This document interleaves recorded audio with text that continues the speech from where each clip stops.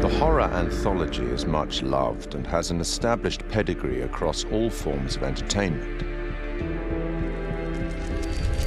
From Twice Told Tales by Nathaniel Hawthorne in 1837 to Clive Barker's Books of Blood in the mid-80s, and with the likes of Blackwood, Poe and Lovecraft in between, short story horror writing has long been a popular format.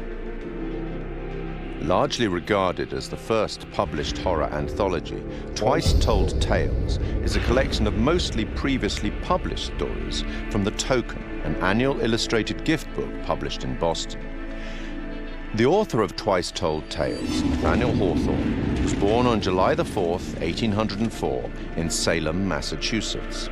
His great-great-grandfather was John Haythorne, a Puritan, and one of the judges who presided at the Salem witch trials of 1692. In 1842, Edgar Allan Poe reviewed Twice Told Tales for Graham's magazine, concluding that Hawthorne was a man of indisputable genius. By this time, Poe, also from the state of Massachusetts, had already written his own collection of short stories for publication. This collection, titled Tales of the Grotesque and Arabesque, was published in 2 volumes in 1839. The horror anthology had become a recognized format, and after also writing many short stories for newspapers and magazines, Algernon and Blackwood's first publication, The Empty House and Other Ghost Stories, was released in 1906. Blackwood went on to write such classics as The Willows and The Wendigo, which was first published in another anthology, The Lost Valley and Other Stories, in 1910. Fast forward 74 years to 1984 and the first publication of Books of Blood. Each book was a collection of horror stories written by British author Clive Barker, the first of which catapulted Barker to legendary status in horror writing, with Stephen King proclaiming him the future of horror. Several of the stories from Books of Blood have been adapted successfully for film, including Rawhead Rex and The Midnight Meat Train. Barker adapted The Yattering Jack in 1986 for use in George A. Romero's anthology TV series Tales from the Dark Side. I take it you will remain.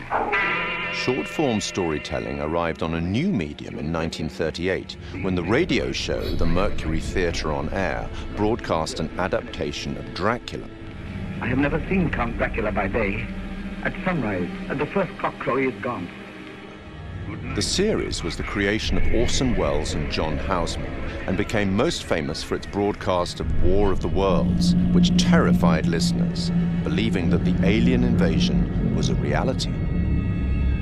From 1942, the radio drama series Suspense broadcast more than 90 short plays on CBS radio for 20 years, often featuring some of Hollywood's leading stars. Initially, the series seldom used material that would be classified as horror, fantasy, or science fiction, but by the late 50s, this became a regular occurrence, including material such as H.P. Lovecraft's The Dunwich Horror. One episode, The Hitchhiker, broadcast in 1942, featured a performance by Orson Welles and was later adapted for an episode of The Twilight Zone in 1960. 1947 saw the debut of Quiet Please, a radio horror and fantasy series created by Willis Cooper. Cooper had been a writer for Orson Welles' Campbell Playhouse, which had succeeded the Mercury Theatre on Air. Please, which is written and directed by Willis Cooper and features Ernest Chappell. Quiet Please for tonight is called Camera Obscura. The play's scripts often broke the fourth wall by speaking directly to the listener, a technique much adopted in later horror anthologies.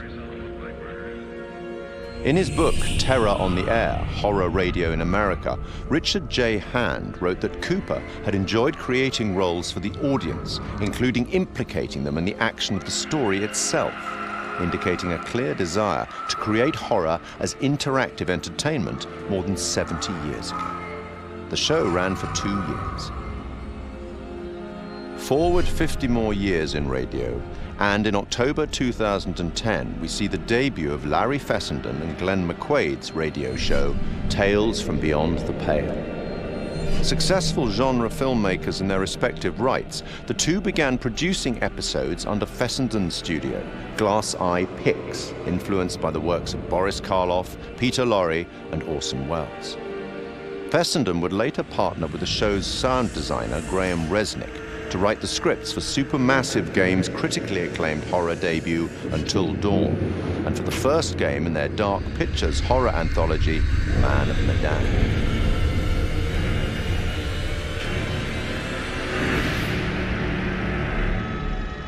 In film and TV, short-format horror has been successfully represented many times since The Twilight Zone in 1959. Created and presented by Rod Serling, The Twilight Zone ran for 5 seasons on CBS from 1959 to 1964. Each show was a standalone story featuring characters faced by surreal and often disturbing events. Serling's introductions and conclusions to each show summarized the story and provided some justification for the events and, often, the moral of the story. In 2016, Rolling Stone placed The Twilight Zone at number 7 in its list of the greatest shows of all time. The 1972 film Tales from the Crypt is highly regarded by fans of the genre. Starring Peter Cushing and Joan Collins and featuring Ralph Richardson as the Crypt Keeper, it is an anthology film based on stories from EC Comics and one of several Amicus horror anthologies produced in that decade. And in 1989, HBO launched a horror anthology series under the same name, also based on EC Comics, which ran until July 1996. 1982 saw the release of Creepshow, a dark comic horror anthology film directed by George A. Romero. Influenced by and a homage to the material from the EC and DC comics of the 1950s, its entirely original material was written by Stephen King, and it is a somewhat tongue-in-cheek expression of the horror genre. 25 years on, and in 2007, Trick or Treat presents another set of horror shorts as a dark comedy horror anthology film.